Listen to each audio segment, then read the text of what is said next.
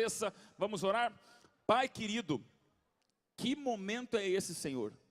E eu te peço exatamente agora, que os céus baixem a terra. A gente cantou, a gente gritou, uma abertura espetacular, imagens, vídeos, filmes, tudo isso para esse jovem aqui.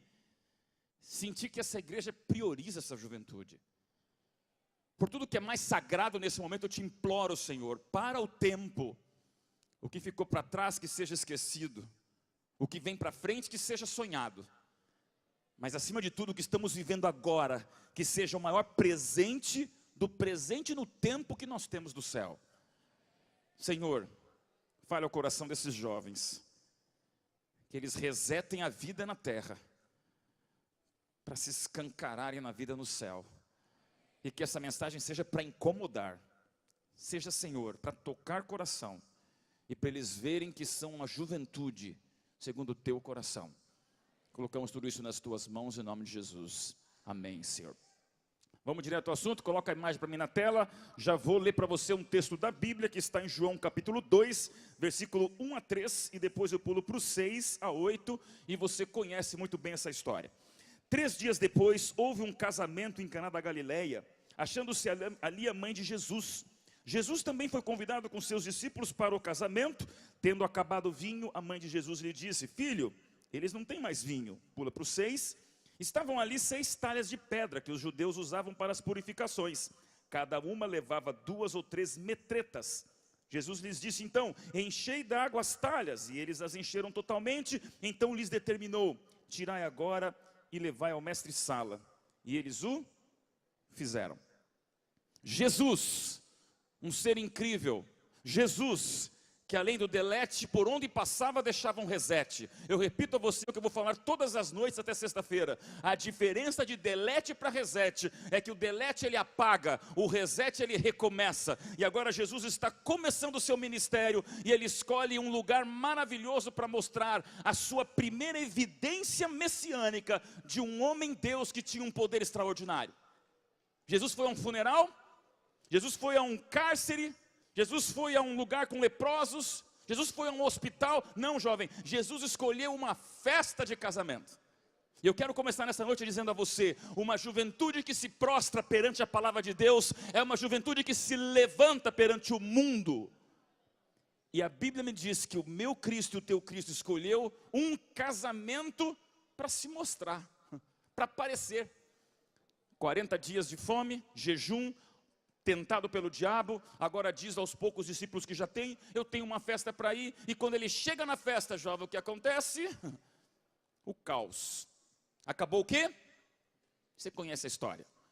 Acabar o suco de uva numa festa de casamento era dizer para os convidados: olha, vocês vieram, mas eu não me planejei o suficiente. E agora eu te pergunto, jovem do norte do Brasil, quando alguma coisa dá errado na festa da sua vida, o que é que você faz? 2 hipóteses. Primeiro, quando dá um nó, Satanás quer estragar você.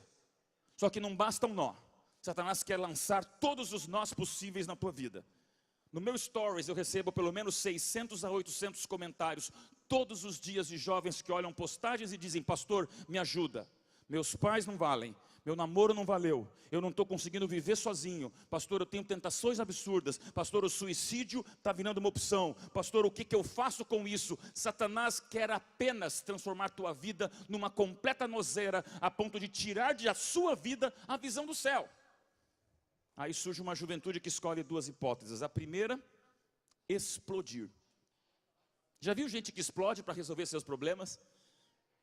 Eu. O que é alguém que explode? É alguém que diz: pastor, a culpa é do outro, a culpa é do meu pai, a culpa é da minha família, a culpa é do sobrenome que eu não tenho, a culpa é de onde eu vim, a culpa é do governo, a culpa é de todos os outros. Pessoas que explodem para resolver seus problemas, ou talvez um jovem que implode para resolver seus problemas. O primeiro diz: a culpa é da igreja, a culpa é do outro. E o segundo diz: a culpa é minha mesmo. Não adianta viver. Eu recebo todos os dias jovens ou agredindo para resolver seus problemas, ou se agredindo na tentativa de resolver os seus problemas. A minha Bíblia diz que Jesus aparece nessa festa, e quando acaba o suco de uva, Maria foi a quem? Maria foi a quem, jovens? Eu não ouvi, só as mulheres. Maria foi para quem? Homens, Maria foi para quem?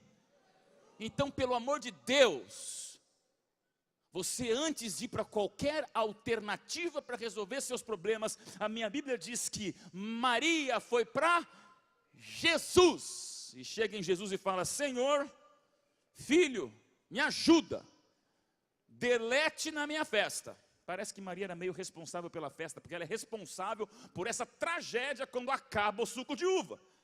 Delete na minha festa, está pagando o sonho desses noivos.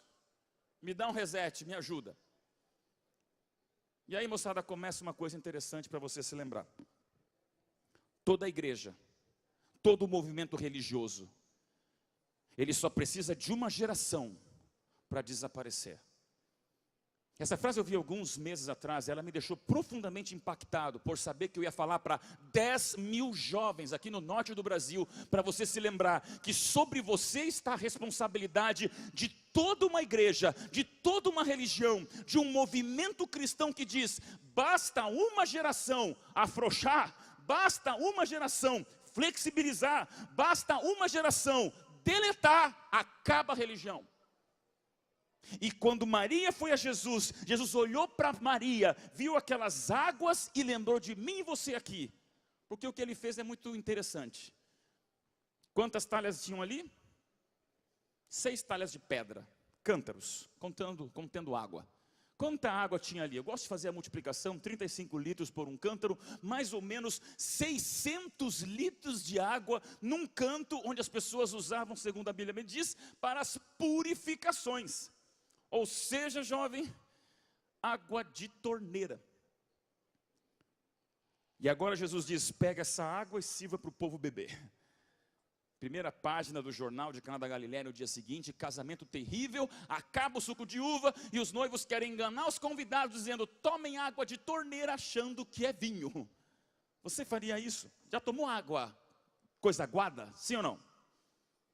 Já tomou coisa aguada? Eu me lembro de algo muito aguado que eu tomei na minha vida. Quem estudou aqui em internato? Levanta a mão.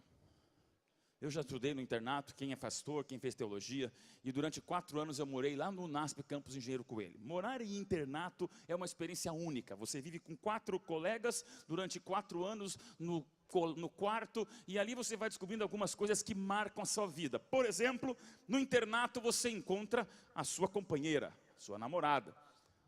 E eu me lembro até hoje que a gente tinha uma procissão que acontecia no colégio. Colégio internato, você sabe como funciona, né? Dormitório masculino num canto, dormitório feminino no outro canto, e eles são colocados distantes para que ninguém se encontre.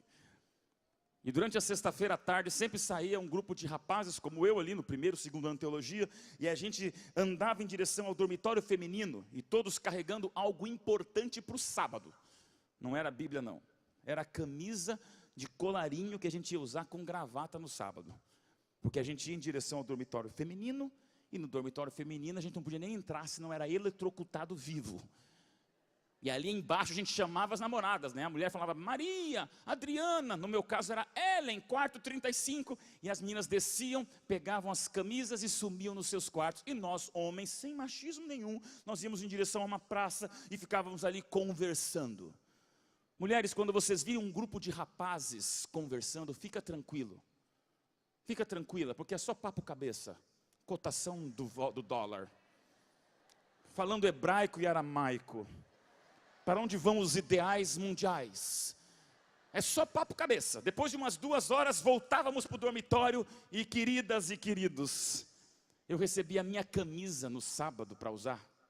E a camisa vinha passada, engomada, perfumada, e no meu bolsinho ainda um bilhetinho dizendo: Catinho, te amo. Eu casei com ela, está assistindo pela internet, Ellen. Hoje ela me manda para a pia. Vai lavar tua camisa. Mas o que mais me marcou no colégio não era apenas o dormitório, era o refeitório onde lá se servia comida. E agora você já vê nessa tela o meu maior pesadelo da história, porque o chefe da cozinha, ele fazia o suco que durante 4 anos me perseguiu e até hoje me ocupa pesadelos existenciais. Não por causa do suco. Uma vez eu estava pregando e o dono dessa marca estava escutando o meu sermão. Mas eu me lembro até hoje que tinha ali na suqueira a marca que dizia Tanjal, ou inimitável. Inimitável e indigerível. Porque o chefe da cozinha pegava esse Tanjal, que até hoje me causa assombração. E eu acho que ele pegava assim, um cálice de Santa Ceia de suco e misturava em 600 litros de água.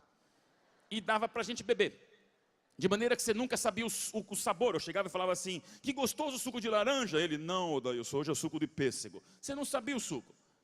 Coisa aguada a vida inteira. Durante 4 anos, isso me causou um tremor. Que hoje eu não tomo Tanjal, mas nem que a vaca tussa. Só que agora você vem comigo para a Bíblia. Jesus não mandou tomar Tanjal com um pouquinho de líquido de suco.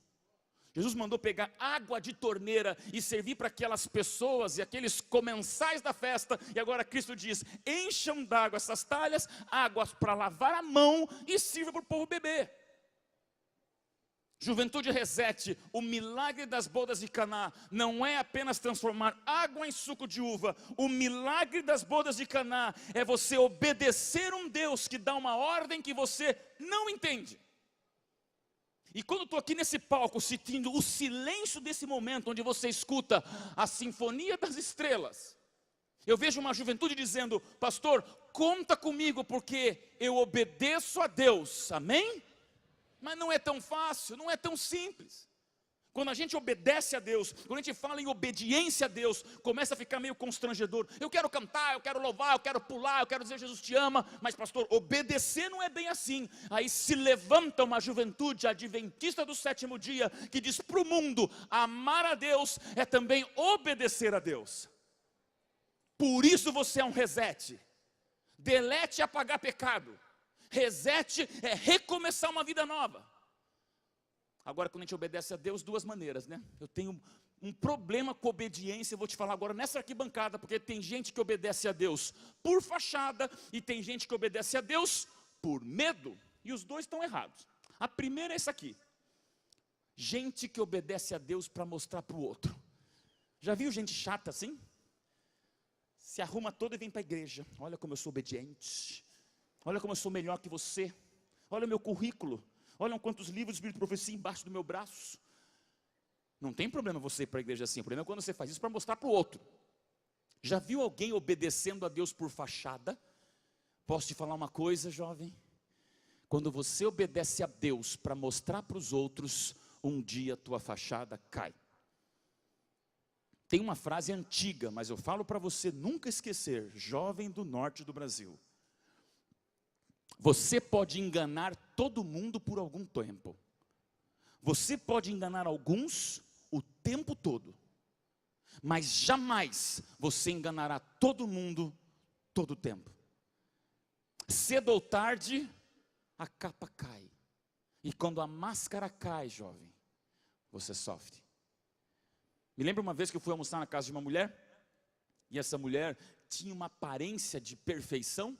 Há muitos anos atrás com a minha esposa, e chegamos na casa dela, e eu gosto de me sentir à vontade. Você vai ver assim que eu sou informal, quero estar à vontade, mas na casa dela tinha um requinte, que eu senti que ela queria mostrar para mim, o pastor Odailson, algo que não era natural. Na mesa tinha uns 3 pratos para cada um, uns quatro cálices para cada um, uns 20 talheres para cada um. Eu olhei aquela mesa, eu olhei para minha esposa e falei, ela, não sei como eu vou comer. E ela não deixou sentar, fizemos uma mesa todos em pé, ela pegou um sininho de cristal e dlim, dlim, dlim, dlim, falou assim, pastor Odailson, por favor, nos erija uma prece. Eu falei, nos erija uma prece, minha irmã, vamos orar? Ah, vamos orar, tá bom. Aí eu fiz uma oração, e eu senti que ela queria mostrar que ela era perfeita. Quando eu acabei a oração, ela encheu seus pulmões e fez uma pergunta para sua filhinha de 4 a 5 anos, que eu tive uma filha que está com 9 anos, eu sei agora como isso acontece. E ela queria mostrar a melhor educadora, pedagoga, saudável da igreja adventista, e falou bem ali da mesa, em direção à sala onde ela estava lá, brincando no chão, filhinha querida, olha pastor Odailson, filhinha querida, o que é que você quer beber? Água mineral, suco de acerola ou leite de soja? Eu falei assim, mas que menina chique.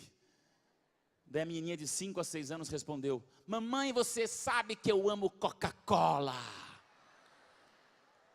Eu dei uma gargalhada que nem você e falei, minha irmã, não adianta a fachada, ela cai. Jovem, primeira lição desse milagre: não adianta obedecer a Deus se você quer mostrar para os outros, se você acha melhor do que os outros, se o teu nariz empina em relação ao mundo. Deus não chama uma juventude para ser metida, Deus chama uma juventude para servir. E quer fazer a revolução, não queira que as pessoas olhem para o teu umbigo, queira que as pessoas olhem para os teus olhos que refletem Jesus. Segunda razão de obediência que é errado: medo. Medo do Deus tirano, medo do Deus juiz, medo do Deus cruel. Ai, Senhor Deus, eu tenho medo do inferno, por isso eu quero ir para o céu. Toma cuidado, que ninguém vai para o céu fugindo do inferno. Você vai para o céu porque num momento como esse à noite, você sente que é possível sentir nesse silêncio o abraço de Cristo. Uma juventude que diz: pastor, eu não tenho medo de Deus. Mas quantos têm medo de Deus? Não pode. Quando você tem medo das coisas, você se atrapalha. Essa história eu já contei para alguns, mas não adianta, eu tenho que relembrar. Eu tenho uma mãe, figuraça, está com 72 anos, também assistindo pela internet, lá em Curitiba. Minha mãe é a fofura em pessoa. Pensa num sangue alemão, descendente de polonês, que a minha mãe, loira braba, ela é uma mistura de nitroglicerina com ácido sulfúrico e pólvora, tudo numa pessoa só. De maneira que eu cresci olhando a minha mãe, uma fofa. Daí eu me lembro que eu estava fazendo teologia e voltei para casa com meus 21 anos, em direção à minha casa, porque meu pai tinha lá um computador que eu podia usar, eu tinha faltas em haver ali no seminário, e eu voltei para casa, já estava com 21 anos, um marmanjão, e eu me lembro até hoje de um dia que o medo estragou tudo. Minha mãe acordou de manhã com dor de dente, eu me lembro no meu quarto escutando minha mãe, que até hoje chama meu pai de bem, dizendo: bem, está doendo meu dente. Eu vou ter que ir para um dentista. Daí ela ligou para o dentista cedo e eu escutando. O dentista falou: só posso te atender 11h30 da manhã. E eu me lembro até hoje de ouvir minha mãe falando: bem, meu dente está doendo, eu vou para o dentista às 11h30, meio-dia ele acaba, me pegue meio-dia lá embaixo no prédio, no centro de Curitiba, porque eu tenho que chegar em casa, porque eu tenho que almoçar correndo, que eu tenho aula de piano para dar, minha mãe é professora de piano, da 1 até às 6 direto. Achei lindo minha mãe falando com meu pai, todo homem cavaleiro diz o quê? Sim, amorzinho. E aí, mulheres, eu quero dizer para vocês, vocês são muito ingratas, vocês são malévolas, vocês são cruéis, quase boçais. Deixa eu explicar, vou explicar, calma, todas contra mim. 11h30 minha mãe foi para o dentista, o dentista atrasou até 12h10, e ela desceu feliz da vida, esperando o marido, lhe esperando para ela ir para o almoço e depois ter a tarde inteira de trabalho. E aí que entra a ingratidão de vocês, porque a minha mãe chegou lá embaixo, e meu pai não estava lá embaixo. Meu pai esqueceu de buscar minha mãe. Eu não sei porque as mulheres ficam tão revoltadas com esquecimentos assim. Daí minha mãe ligou para meu pai, 12h15 já: amor, cadê você? Ele atendeu o telefone, quase 12h20, ela: amor, estou aqui embaixo esperando, cadê você? E o homem que quer manter todas as aparências falou assim: ah, não, eu queria te fazer uma surpresa. Voltou para buscá-la, de maneira que atrasou, o atraso impactou, ela chegou em casa 1h e o aluno da 1 já estava lá. Agora começa a entender o cenário do dia da minha mãe. Dor de dente, esquecida pelo marido, e começou a trabalhar a 1, 2, 3, 4, 5 da tarde, 6 da tarde, não tinha faltado um aluno para dar uma folga para a coitada. Ela estava sem almoçar, com dor de dente, esquecida pelo marido, e tudo dando errado naquele dia para ela, até ficar pior. Porque eu era solteiro na época, hoje eu sou um homem casado, diferente. Mas ela inventou de fazer turismo no meu quarto de solteiro. Pensa assim numa pintura surrealista em terceira dimensão. Aquela bagunça, ela chamaria a polícia se não soubesse o filho que tem. Hoje eu sou um novo homem, sou muito limpo, muito arrumadinho. Mas ela, quando olhou aquele meu quarto, eu achei que com 21 anos eu ia apanhar de chinelada. Porque ela falou assim: eu não acredito que esse quarto está bagunçado, olha o dia que eu tive. E eu fui percebendo que eu ia apanhar. Eu falei assim: mamãe, vai dar uma caminhada no parque. Curitiba é uma cidade cheia de parques, morávamos perto de um parque. Eu falei, vai lá, a senhora almoça depois, mas respira oxigênio puro para alegar sua vida. É verdade. Ela foi em direção ao elevador, a porta do elevador abriu, meu pai chegava do trabalho da igreja, e quando olhou minha mãe com um vulcão explodindo, foi para um canto que minha mãe entrou no elevador e despencou. Aí o pai veio para mim e falou assim, filho, o que é que você fez? Eu falei, pai, o que é que o senhor fez? E agora os dois com medo da mãe. Minha mãe foi caminhar, o pai foi para o escritório, e a gente pensando, como que vamos acalmar a mamãe? Eu me lembro hoje que eu tive uma iluminação, porque eu estava passando pela cozinha, e de repente eu passei pela lavanderia, e quando eu cheguei ali eu percebi que além do dia terrível que a minha mãe tinha tido, ela não tinha tido tempo para pendurar a roupa que tinha sido lavada na máquina de lavar. Aí eu olhei aquela máquina de lavar roupa, cheia de roupas, eu falei, papai, a mamãe vai nos amar para sempre. Vem aqui, papai. E agora pensa, eu com 21 anos, meu pai com mais de 40. E agora nós dois começamos a pendurar toda aquela roupa no varal. E gente, não era pouca roupa não, o pastor não pode mentir. Eu devia ter acho que uns 600 quilos de roupa. E nós começamos a arrumar toda aquela roupa. E eu fui arrumando roupa por roupa. E gente, era tanta roupa que eu comecei a arrumar por cor, por tamanho, por textura, por cheiro, por cada situação. E a gente fez uma declaração de amor em forma de varal. Não sei se existe. Esperando a mãe chegar, todo o varal arrumado. Fui para o meu quarto, meu pai para o escritório. A mãe voltou. Quando a mãe voltou, a porta se abriu parecendo um filme de terror. Eu esperei o grito. E o grito veio, e quando veio, veio forte. Quem fez isso aqui na lavanderia? E agora eu, parecendo um cachorrinho recebendo o ossinho do dono, fui pelo corredor e meu pai também, nós dois nos estapeando para ver quem chegava primeiro. Fui eu, mamãe, fui eu, bem. Fui eu, mamãe, fui eu, bem. Fui eu, mamãe, fui eu, bem. Chegamos os dois, minha mãe com uma mão na roupa, outra mão na cabeça e perguntou, por que é que vocês fizeram isso? Aí eu, agora mais forte que meu pai, né, mais fortão, fui para frente e falei assim, mamãe, é porque eu te amo. Nesse momento a casa caiu.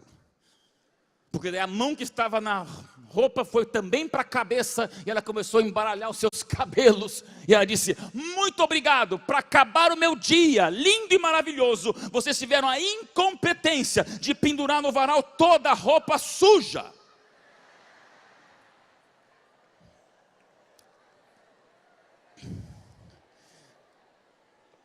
Dessa história, duas lições.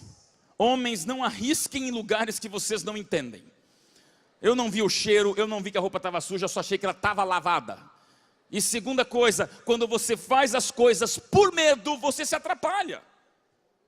Jovem, chega de história, vem comigo agora para a vida real que eu te apresento a dificuldade que um jovem tem de entender com Deus que não adianta fachada, não adianta medo nem terror, o que adianta é você ser uma geração que se prostra perante a Bíblia para se levantar perante o mundo dizendo, para mim é mais que delete, eu sou uma geração, para mim é mais que delete, eu sou uma geração, por isso jovem, Deus não diz não para aquilo que é bom. Deus não diz não para aquilo que te edifica.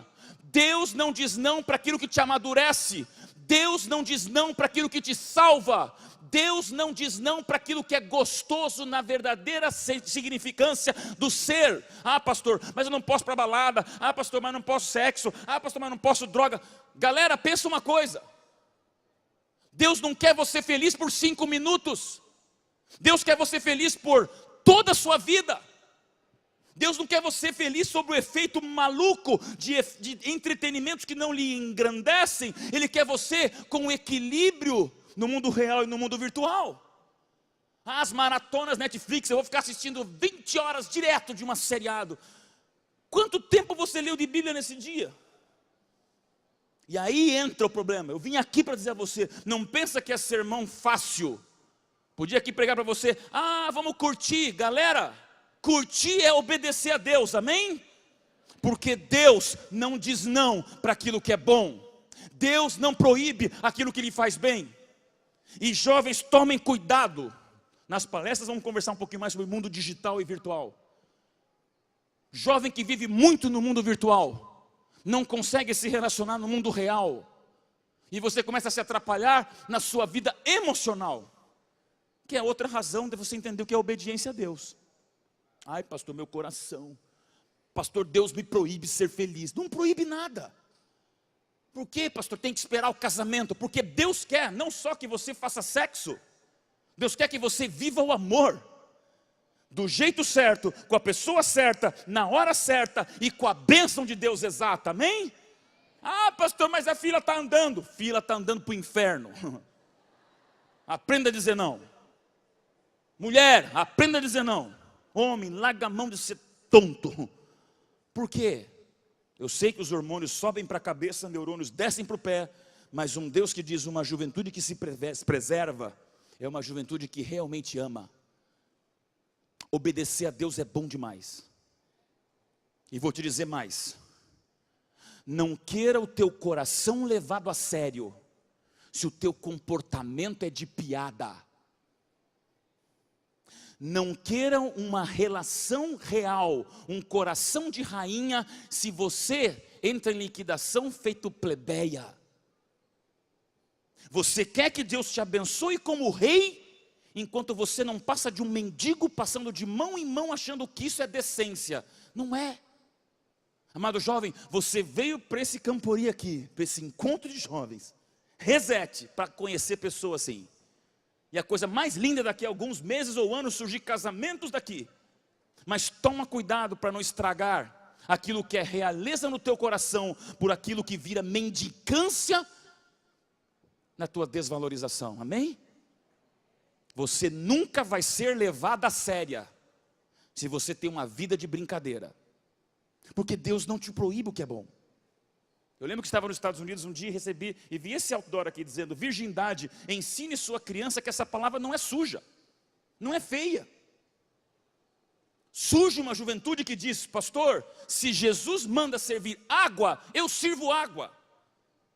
Porque errado nunca vai ser meio certo, e nem certo vai ser meio errado. Ou é certo ou é errado. E não adianta nesse mundo plural, eu vou falar mais amanhã à noite sobre isso, esse relativismo cinza de uma flexibilidade, onde o jovem não sabe o que é, não sabe o que quer, não sabe para onde vai. Hoje se procura raridades de jovens que digam: pastor, eu vou pelo certo. Que não é meio errado. Ai, é quase, olha, é quase certo, mas tem um pouquinho de errado. Não tem isso, gente. Por isso que eu amo esse texto bíblico. E agora você conhece a história. Jesus, ele manda servir essa água, e quando eles entregam essa água para os noivos e para os convidados da festa, saiu água sim ou não? Saiu água sim ou não? Claro que não. O melhor suco de uva da história. Toda a minha mensagem se resume numa única frase para você. Se na tua vida jovem dessa galeria, dessa arquibancada, as coisas estão indo de mal a pior, quando Deus chega, Ele sempre vai te dar o que tem de melhor. Não transforma água em quisuco, água em tanjal. Não transforma água em suco com água. Ele transforma água no melhor suco de uva já servido na história de Caná da Galileia. Porque se na tua vida as coisas vão de mal a pior, Deus chega, Ele sempre vai te dar o que tem de melhor. Ouça um amém? E agora, sabe por que existe na Bíblia um 11º mandamento? Porque os 10 mandamentos estão em Êxodo 20. Mas eu vejo um Jesus indo numa festa, Jesus transformando água em suco de uva, Jesus se importando com a festa, para lembrar você do mandamento do cristão moderno, numa geração ano 2018, que está no Novo Testamento. Filipenses 4,4, eu amo esse texto, que Filipenses 4,4 tem tudo a ver com a geração da União Norte Brasileira. Quem vê uma abertura como essa, quem vê a empolgação de vocês, eu não tenho outro texto a não ser ler para você na palavra de Deus, o que está em Filipenses 4,4, que diz o quê? Alegre-se no Senhor. Outra vez vos digo o quê? Alegre-se. Você é feliz, jovem. Você é alegre. Você realmente contagia com uma alegria de quem sabe que se as coisas vão de mal a pior, Deus chega, Ele vai te dar o que tem de melhor. Suco de uva na Bíblia sempre está ligado a festas, bebida saudável. E não adianta, você quando nasceu recebeu uma festa de Deus. Você pode estar aqui sentado nessa multidão de 10 mil jovens, é uma eternidade para conhecer cada um de vocês pelo nome. Mas quando você nasceu, Deus te deu uma festa do tamanho do teu aniversário. Teu nome foi escrito no livro que Deus quer transformar em livro da vida, para dizer, você não nasceu por acaso, você não é um aborto nos planos de Deus, você nasceu para viver feliz, crescer e envelhecer feliz. Mas agora entra na parte principal dessa mensagem. Satanás quer que a tua festa chamada vida comece a ficar aguada, comece a ficar chata, comece a ficar sem graça, comece a ficar cinza, comece a ficar fútil, comece a ficar vazia. Eu tiro tanta foto com jovem, abraço tanto jovem, amo estar com vocês, e às vezes eu olho os olhares de alguns jovens que parece que Satanás passou uma pomada de areia no olho, e ele ficou cinza, sem vida, porque alguma coisa arrancou de você. É o vinho que está aguando, é o suco de uva que está ficando diluído. Os anos vão passando, você como desbravador era uma empolgação só, agora está como jovem um pouquinho mais desanimado, de repente faz 30 anos, muito desanimado, e de repente tua vida passou, e em vez dela ficar melhor, ela foi ficando pior. O vinho vai ficando aguado quando você vai ficando ranzinza. Conhece gente chata? Conhece gente ranzinza? Já viu gente assim? Chega na igreja, às vezes sábado de manhã, você diz bom dia para o irmão olha para você com uma cara que parece que ele tomou um de jejum diferente. Cereal de prego com suco de caco de vidro. E vem para a igreja. Gente, quem é mal-humorado, está acabando o vinho, está ficando aguado. Só que não é só o mal-humorado. E o nervosão? Uma coisa é o ranzinza, outra coisa é o bravo. Você veio aqui para participar desse congresso aqui, começar a ficar bravo nas coisas, nas brincadeiras, tudo nervoso, está aguando o teu vinho. Tem outra característica de gente cujo vinho está aguando. Fofoqueira. Linguarudo. Fala dos outros. Posso ser sincero com o jovem? Posso? Cala a boca. É com carinho que eu falo isso para você. Fecha a tua boca quando for para falar dos outros. E posso ir mais longe? Tem gente que cala a boca na boca, mas vira matraca nos dedos. E hoje a maior fofoca que existe não é de boca para ouvido, é de grupo de WhatsApp para grupo de WhatsApp. Em nome de Jesus eu digo a você, jovem, não compartilhe aquilo que você vê que não é útil. Não entre em grupo que Satanás entrou. E para de ficar falando da vida alheia, passando coisa da vida alheia, como se fosse crescer a vida. Não adianta, está aguando teu vinho. Outra característica, quem só pensa no sucesso. Quem só pensa no dinheiro. Jovem, tem coisa melhor do que dinheiro, se chama pessoas. Nem sempre dinheiro está aliado a pessoas. Pessoas fazem a diferença na vida, e os relacionamentos são exatamente essa sensação que você tem de que as pessoas, elas são muito mais importantes. E essa foto aqui para mim é a mais importante. Tem uma filhinha de 9 anos, a Thalissa. E a Thalissa, ela me encanta. Eu tive que tomar algumas decisões na minha vida recente para dizer, família só perde para Deus. Mas ela vem até mesmo antes de alguns compromissos da igreja que, se não cuidar, tiram a família de mim. Família, relacionamento e pessoas. O vinho está aguando para alguns, só que daí não basta. Finalizando, Satanás não deixa apenas o vinho ficar aguado, ele quebra tudo. E aí quando ele quebra tudo, ele arrebenta você. Aquela alegria pura de alegrai-vos de Filipenses 4:4, começa a virar o desespero do pânico de um jovem perdido, ou de uma jovem totalmente dissimulada. Aí não é só fofoca, não é só a ranzinagem, não é só nervosismo. São as drogas, é aquele lixo do demônio que invade tua vida e você disfarça com spray de hálito bom para os teus pais não descobrirem que você está fumando. Jovem, você é mais do que isso. Quando o vinho quebra de vez, estraga de vez, os relacionamentos se acabam. A frustração se estabelece. e o desespero começa a imperar na tua vida, você é mais do que isso. Por que você veio aqui esses 4 dias? Você não veio aqui por causa da tua juventude, você veio aqui por causa da tua eternidade. É tão bom estar contagiado por jovens, mas você não veio aqui porque você é jovem, você veio aqui porque você é eterno. E isso, daquela cerca para fora, ninguém entende. Que juventude é essa que viu um monte de fogos, pulou, e de repente está um silêncio, pastor Dudu, que silêncio é esse? Olha isso aqui, 10 mil pessoas assim. Isso que me prova que você é um jovem segundo o coração de Deus.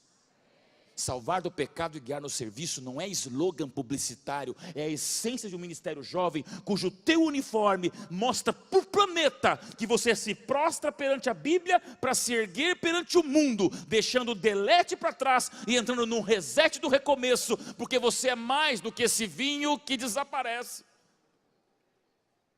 Já faz 24 anos, mas eu tenho que contar essa história. Na tua idade, eu também tinha as minhas celebridades. Hoje o mundo tem tantas celebridades, né? De Anitta, Luan Santana, Beyoncé, Rihanna e tantos outros que eu nem vou mencionar para vocês. Mas na minha juventude tinha esse grupo chamado Nirvana, que você conhece a história. Já faz mais de 2 décadas que um dos caras mais famosos do mundo, bonitos, com uma voz linda, chamado Kurt Cobain, ele sumiu num momento da sua vida e 2 dias depois encontraram o seu corpo morto. Ele colocou uma quantidade absurda de heroína na sua veia, seria morto pela overdose, mas antes pegou uma espingarda, apontou para o seu cérebro e explodiu sua cabeça. Até hoje o grupo Nirvana vende muito material fonográfico, mas o seu vocalista já morreu faz 24 anos. Quando encontraram o corpo de Kurt Cobain morto, encontraram junto com ele uma carta. E essa carta era surpreendente, desesperada, escrita com garranchos absurdos de um homem desesperado vendo o efeito da droga e percebendo sua vida terminando. E antes de puxar o gatilho, ele escreveu algumas frases, onde as últimas frases, pode colocar no Google depois, carta de Kurt Cobain. E as últimas palavras desse jovem com 27 anos, toda uma vida pela frente, antes de puxar o gatilho da espingarda, ele deixou essa frase para todos lerem. Então lembrem-se, é melhor queimar do que se apagar aos poucos. É melhor queimar do que se apagar aos poucos. Está difícil a vida? Queima de vez. Está começando a ficar meio aquecido tua monotonia? Exploda. Eu me recuso, jovem, a dizer que isso aqui é uma profecia para você, isso aqui é o demônio. Não me venha falando que um jovem que está começando a sentir o desespero da fogueira da provação na vida tem que se queimar de vez. Mas agora venha mais perto de você do que 24 anos atrás e você vê todos esses camaradas aqui discutindo, descobrindo e percebendo que a vida tem que ter algo mais. Todos esses o quê? Mortos. Ou por suicídio, ou por bagunça, ou por overdose, ou por uma atitude errada, ou por uma perdição completa da vida. A celebridade e a fama não significa felicidade. Isso é a maior prova de que ou a gente se destaca do mundo, ou entramos na mesma vala do mundo. Rihanna tem uma música que me apavora, onde na sua letra ela diz, Love the way you lie. Vai ficar aí me assistindo queimar? Tudo bem, gosto da maneira com que você queima. Vai ficar aí me ouvindo chorar? Tudo bem, adoro o jeito que você mente. Adoro o jeito que você mente. Desde que o errado pareça certo, é como se eu estivesse voando. O que é isso? É uma juventude dizendo, seja feliz? Eu gosto do jeito que você queima, do jeito que você mente, do jeito que você chora. Tem uma coisa dramática acontecendo com os jovens. Isso é delete de uma vida. Para você vir aqui lembrar que levanta-se uma juventude dizendo para nós, reset é recomeço, é renascimento, é algo mais. Porque eu me recuso a aceitar uma estatística como essa. Jovens cristãos nos Estados Unidos, 15% tentaram suicídio, 20% foram abusados sexualmente, 65% são depressivos. Então você não é a única a estar com sentimentos depressivos. Você não é o único a ter sido abusado pelo seu tio na infância. Você não é a única pensando talvez em suicídio no desespero que você está. Mas por isso que eu vim aqui para te lembrar nessa noite, reset quer dizer que se na tua vida as coisas vão de mal a pior, quando Deus chega, Ele sempre vai te dar o que tem de melhor, amém? Essa garotinha com 11 anos, no começo desse ano, se achando feia, se matou. Não estou falando de jovem com 20, estou falando de uma criança com 11 anos que começou a entender numa depressão tão absurda e infantil, mostrando que tem alguma coisa errada com a juventude. Robin Williams, um dos grandes atores desse planeta, que também se matou 2 anos atrás, você sabe a história. Numa de suas frases, a surpresa que me entristeceu de um cara que eu assisti achando como ele é carismático e feliz, e ele escreveu exatamente isso antes de se matar, né? Eu sempre achei que a pior coisa da vida era chegar ao fim dela sozinho, mas hoje eu sei que na realidade a pior coisa é terminar a vida cercado de pessoas que fazem você se sentir sozinho.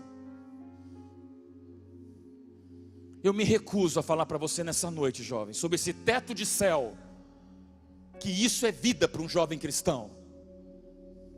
É só a primeira noite, mas se fosse a última, eu já estaria com a minha consciência tranquila para dizer para você, em nome de Jesus, uma juventude que se levanta perante a Bíblia, é uma juventude que se levanta perante o mundo, é uma juventude que se prostra perante Deus, é uma juventude que não se prostra perante o pecado.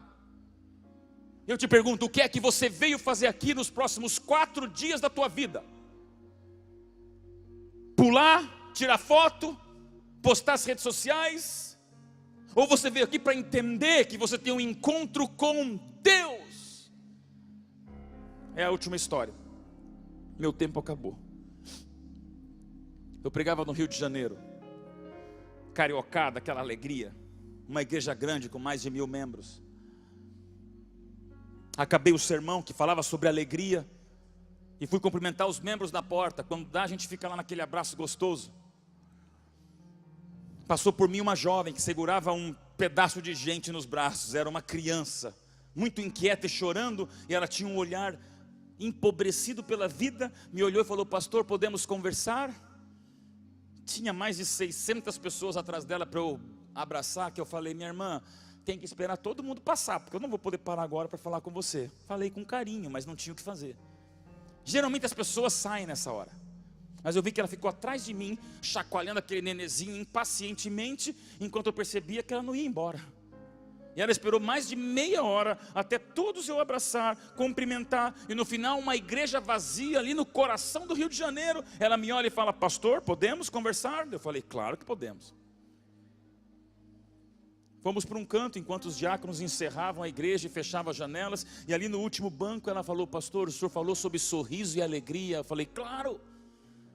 Eu quero te perguntar se eu posso sorrir. Falei: por quê?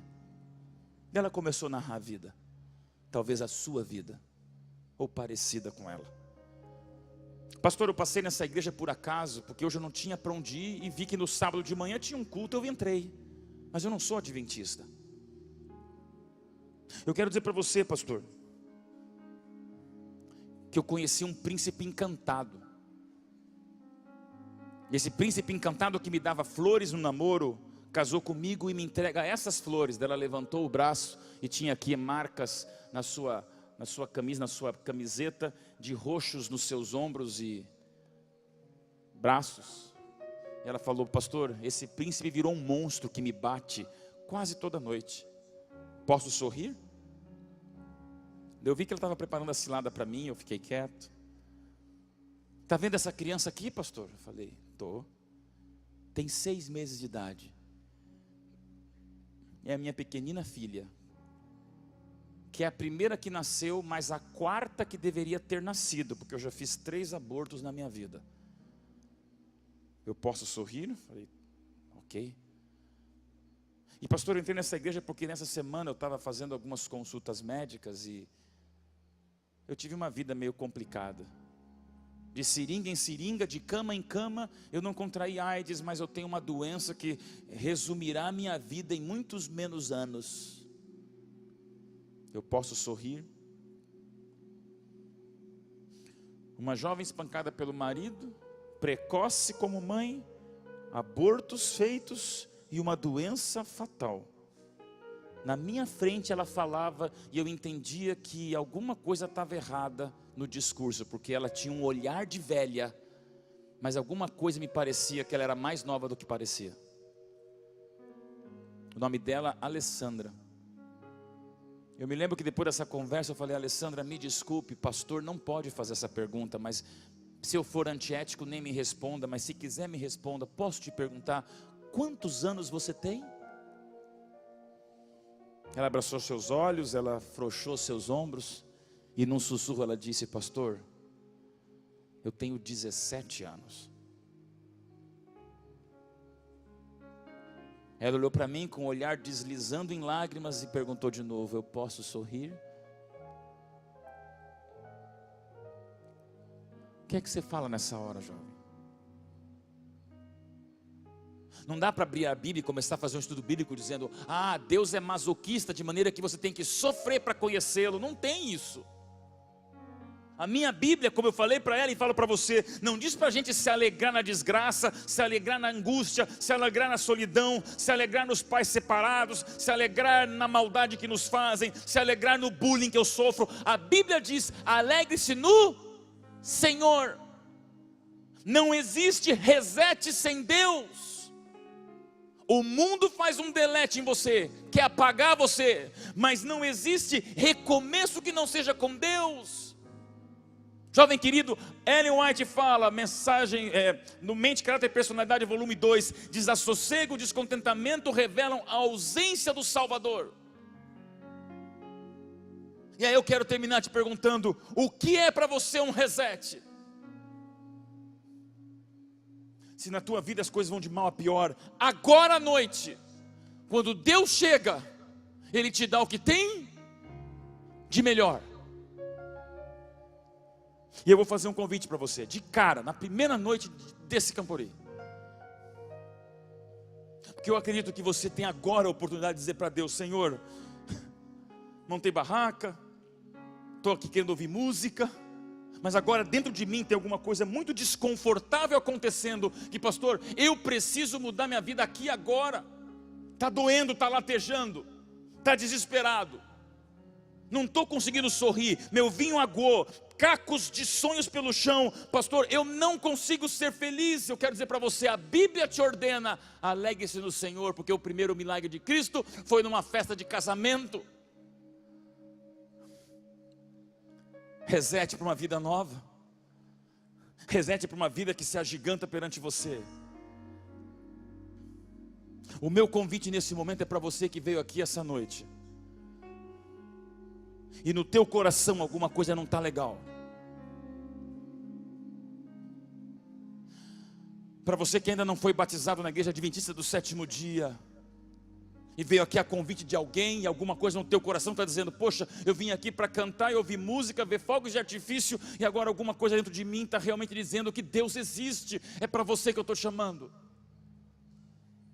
Ou para você, jovem, que veio aqui, mas está tão longe de Deus, talvez até desceu as águas batismais em algum momento, mas veio aqui num completo estado de desorientação, onde você sente tão longe a igreja, tão longe a cruz, tão longe o reset, que parece que isso tudo é um conto de fadas. É para você que tem que voltar que eu estou te chamando agora. E o meu pedido é: nós vamos abrir essas partes laterais aqui na frente, essas cercas. Em nome de Jesus, dá tempo de você, na última fileira dessa arquibancada, descer e vir aqui pertinho de mim, porque eu quero fazer uma oração por você. O Jefferson vai cantar uma música que você já sabe a letra de cor, porque para mim é uma música que é um sermão.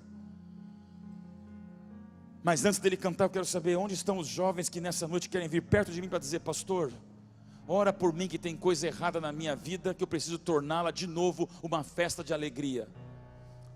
Quem vai ser o jovem a se levantar? Vem para cá. Eu estou chamando você agora em nome de Jesus. Está difícil? Venha com alguém. Ah, pastor, mas eu não quero me mostrar. Para com isso. Se você se sente totalmente distante de Jesus, ou você ainda não foi batizado, mas quer conhecer Jesus nesse final de semana, venha para cá agora. Eu estou em nome de Jesus chamando jovens ou afastados de Jesus, ou que ainda não foram batizados. Entenda o meu convite para você. Jovens que ainda não foram batizados, ou jovens que estão totalmente afastados da igreja. Esse aplauso já é os anjos. São os anjos com você. Vem para cá, jovem. Estamos apenas começando o reset. Em nome de Jesus, vem para cá. Multidão lá em cima. Eu tenho a última fileira dessa arquibancada. Dá tempo de você descer em nome de Jesus. Vem para cá. Vem para cá. Pode vir mais perto. Vou pedir para vocês se virarem para mim aqui, por favor. Pode virar para cá. É para cá. Vendo a gente aqui, sentindo a oração deles, mas aqui, olha, é pertinho. Venha, jovem. Você que não é batizado, ou você que está afastado da igreja, são dois grupos. Se você não pertence a esses dois grupos, fica orando pelos que estão vindo.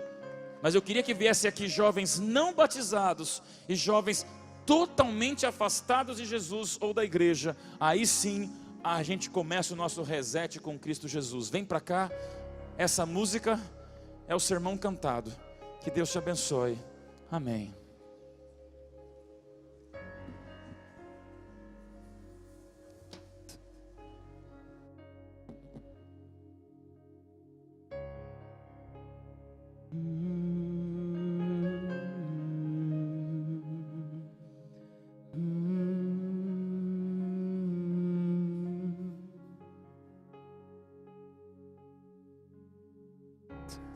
Eu não vi o mar se abrir, eu não vi o coxo andar, também não vi gigante cair, mas escolhi confiar.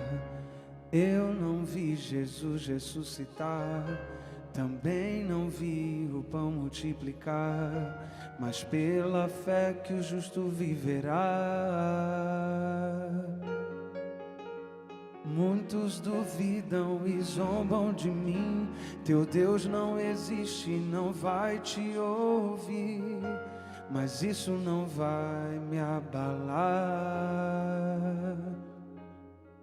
Pois a fé não consiste no que posso ver, mas crer que o impossível vai acontecer. Me ajude a crer.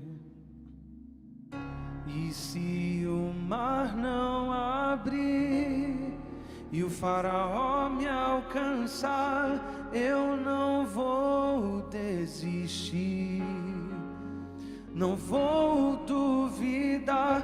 E se o gigante não cair, se a fornalha me queimar, mesmo que eu morra aqui, sei que amanhã vou acordar.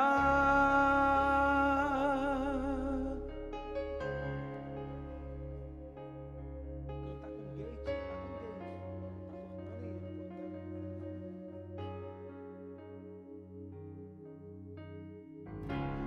gate. Eu não vi o mar se abrir, eu não vi o coxo andar, também não vi gigante cair, mas escolhi confiar.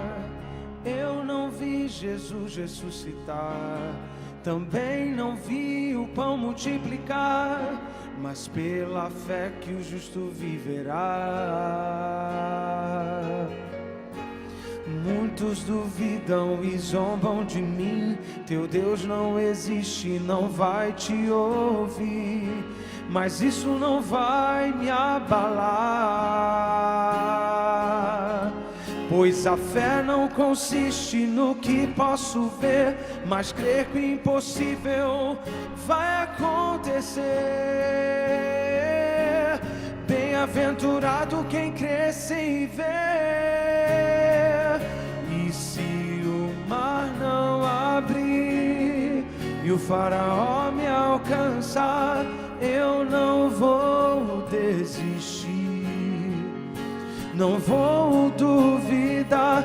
E se o gigante não cair, Se a fornalha me queimar, mesmo que eu morra aqui, sei que amanhã vou acordar.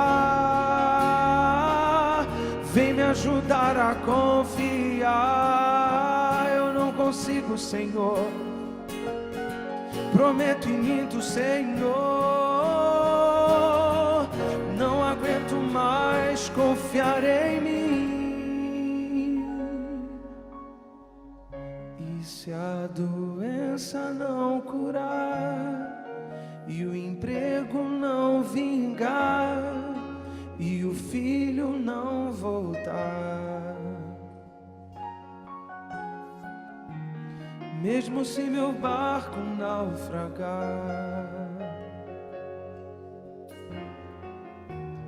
mesmo se minha empresa afundar,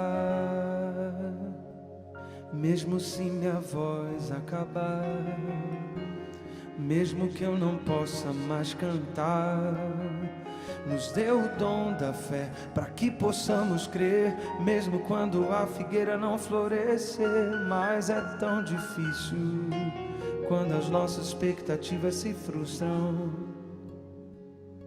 É tão difícil quando um pai de família enterra o seu único filho. É tão difícil, eu sei, quando a pessoa com quem casamos vai embora. Ah, como é difícil uma mãe criar seus filhos tão sozinha. Mesmo que eu morra aqui, sei que amanhã vou acordar. E se o mar não abrir e o faraó me alcançar, eu não quero desistir, Senhor. Não quero mais duvidar. E se o gigante não cair, se a fornalha me queimar, mesmo que eu morra aqui, sei que amanhã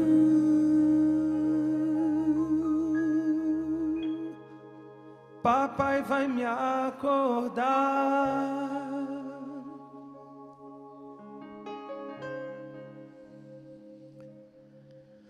Se na tua vida as coisas vão de mal a pior,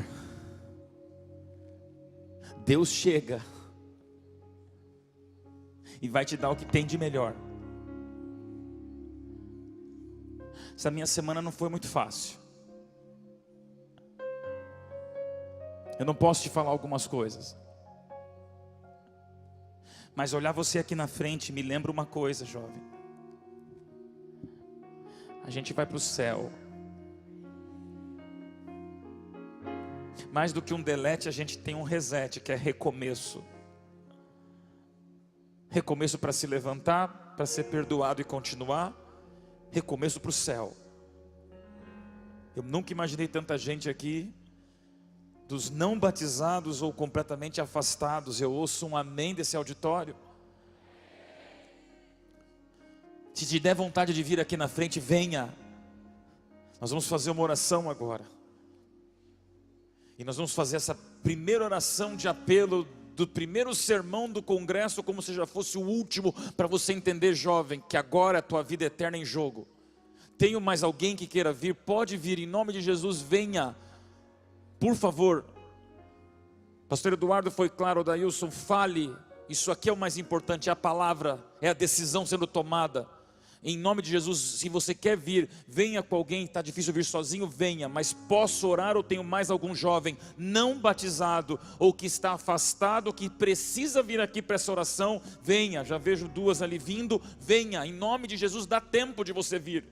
Venha, obrigado, tem mais dois vindo aqui. Dá tempo de você vir. Eu não sei tua história, mas eu sei esses 4 dias, que isso aqui vai ser uma bolha, para você ser protegido por céu, por anjos, para que as tuas próximas horas sejam as mais lindas da tua vida.